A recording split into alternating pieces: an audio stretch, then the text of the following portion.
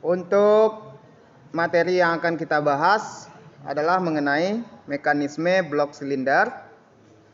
Kemudian topiknya adalah pemeliharaan mesin kendaraan ringan untuk mata pelajarannya. Tujuan pelajaran kita ada 3. Yang pertama dapat menyebutkan nanti komponen-komponen yang terdapat pada mekanisme blok silinder.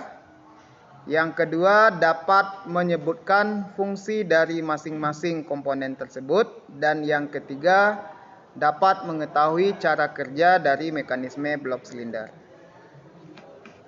Selanjutnya, untuk kompetensi dasar, kalian silakan lihat dulu gambar yang terdapat pada slide yang sudah dibagikan. Ada gambar blok silinder, itu di bagian sebelah kanan. Kemudian dikasih warna kuning sebagai pembeda. Jadi bagian yang warna kuning ini dipindahkan ke bagian sebelah kiri. Itulah yang disebut dengan komponen blok silinder atau silinder blok. Kita lihat apa saja komponen yang terdapat pada blok silinder tersebut. Yang pertama, di bagian dalam blok silinder itu terdapat yang namanya silinder liner. Ya, jadi pada silinder liner inilah nanti tempat piston itu bergerak. Jadi piston ini bergerak turun naik, dia akan berada di dalam silinder liner. Selanjutnya dapat kita lihat di sini materinya atau penjelasannya. Blok silinder bertindak untuk menjaga tekanan kompresi dengan piston dan menerima tekanan pembakaran. Blok silinder model baru terdiri dari aluminium blok silinder dan silinder liner. Walaupun ada mesin yang tanpa menggunakan silinder liner. Dan ada blok silinder yang dibuat dari besi tempa. Silinder bor berbentuk silindris, namun silinder bor menjadi condong ke bagian atas silinder, yang menjadi temperatur tinggi dan tekanan tinggi, dan sisi dorong piston, yang mengalami penekanan dengan gaya dorong pada piston untuk menjadi aus. Atas alasan ini, silinder dapat menjadi berbentuk oval atau runcing karena aus sebagian. Jadi pada saat terjadi proses pembakaran, pada piston ini nanti akan menerima tekanan. Tentu saja di bagian atas. Karena bagian atas ini bersentuhan nantinya dengan ruang bakar. Selanjutnya kita lihat slide selanjutnya. Berbagai kondisi yang menyebabkan kerusakan akibat ausnya silinder. Ya. Yang pertama disebabkan karena ketukan ekstrim piston side. Ya, ketukan ekstrim itu adalah ketukan yang tidak normal pada bagian dinding atau bagian samping dari piston tersebut, yang disebut dengan piston side, bagian dinding dari piston.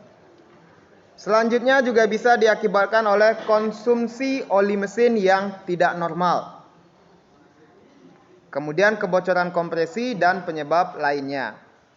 Kalian bisa lihat di gambar yang sebelah kiri, ada 3 buah gambar. Yang pertama, gambar yang memperlihatkan pada saat combustion stroke atau langkah hisap. Tanda panah dari pistonnya ke bawah yang warna biru. Kemudian akan mengalami tekanan piston pada dinding silinder ditunjukkan oleh tanda panah yang warna merah. Gambar yang di tengah adalah pada saat piston mengalami langkah kompresi. Tanda panah gerakan pistonnya ke atas, yang warna merah ke sebelah kanan. Kemudian gambar paling sebelah kiri merupakan bentuk keausan yang terjadi pada silinder. Karena tekanan tersebut pada pembakaran ada di bagian atas dari blok silinder, Maka apabila terjadi keausan akan terjadi perbedaan ukuran. Yaitu gambar di bagian bawah diameternya lebih kecil dibanding yang paling atas. Karena yang paling atas itu terjadi keausan. Selanjutnya kita lihat slide berikutnya. Ukuran silinder bor. Silinder bor itu adalah lubang silinder. Meskipun baru, ada banyak perbedaan pada ukuran silinder bor akibat ketidaksesuaian dalam ketepatan perakitan. Untuk alasan tersebut, ada 3 ukuran standar silinder bor. Kemudian, di situ dituliskan dengan kode ukuran yang terdapat pada bagian atas blok silinder. Untuk meningkatkan ketepatan celah piston, digunakan piston-piston standar yang sesuai dengan ukuran silinder. Apabila kode ukuran meningkat, maka ukuran bor meningkat sekitar 0,01 mm. Jadi kalau dia meningkat 1 berarti bertambah sebesar 0,01 mm. Kemudian pada beberapa mesin ada 4 atau 5 ukuran standar.